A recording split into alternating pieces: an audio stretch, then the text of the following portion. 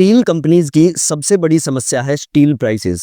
जब भी स्टील के प्राइसेस नीचे गिरते हैं किसी भी रीजन से, फॉर एग्जांपल चाइना में ओवर सप्लाई हो गई या चाइना ने डंपिंग शुरू कर दी या फिर कोई जियोपॉलिटिकल सिचुएशन हो गई, रशिया में लड़ाई हो गई या फिर मैक्रो इकोनॉमिक सिचुएशन खराब हो गई, तो ये कंपनीज बिल्कुल अच्छा परफॉर्म नहीं करती। इनके मार्जिन्स बहुत रैपिडली डिग्रो करते हैं। It's a very very cyclical industry. इसके अलावा ये इंडस्ट्री ना बहुत ज्यादा कैपिटल इंटेंसिव इंडस्ट्री है। बहुत बड़े बड़े प्लांट्स लगाने पड़ते हैं, आपको बहुत ज्यादा खर्चा करना पड़ता है। तो अगर कोई ऐसा प्लेयर है जिसने लेवरेज ले रखी है, डेट ले रखा है, तो वो एक चक्रव्यूह में फंस जाता है, खासकर डाउन साइकिल के टाइम पर। तो जब भी हम किसी इंटीग्रेटेड स्टील प्लेयर का बिजनेस पढ़ते हैं ना, तो हमें कुछ इंपॉर्टेंट पॉइंट्स के ऊपर ध्यान देना है।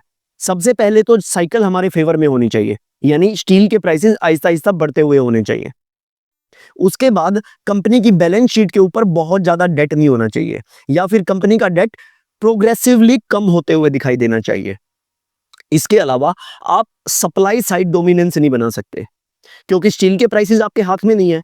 इसीलिए आपको कॉस्ट साइड की डोमिनेंस बनानी पड़ती है, यानी आपको एक लोएस्ट कॉस्ट प्रोड्यूसर बनना पड़ेगा अगर आपको सक्सेसफुल होना है। तो इस मार्केट में लोएस्ट कॉस्ट प्रोड्यूसर आप कैसे बनेंगे?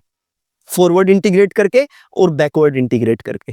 बैकवर्ड इंटीग्रेट करेंगे आप माइंस की लीज लेकर, खुद माइनिंग करेंगे, उसकी ओर की आप साफ सफाई खुद करेंगे, ब्लास्ट फर्नेसेस खुद लगाएंगे, पावर प्लांट खुद लगाएंगे, रेलवे लाइंस भी अपनी खुद बिछाएंगे। आप एक इंटीग्रेटेड प्लेयर बनेंगे जब आप अपनी कॉस्ट को मिनिमाइज कर सकते हैं।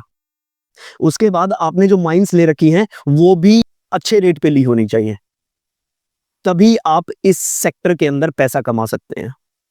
रिसेंटली मैंने जायसवाल निको इंडस्ट्रीज लिमिटेड का स्टॉक बहुत डिटेल में डिस्कस किया था। Almost all the triggers may play out in this business. बहुत इंटरेस्टिंग बिजनेस है, लिंक डिस्क्रिप्शन के अंदर है, डू चेक दैट आउट।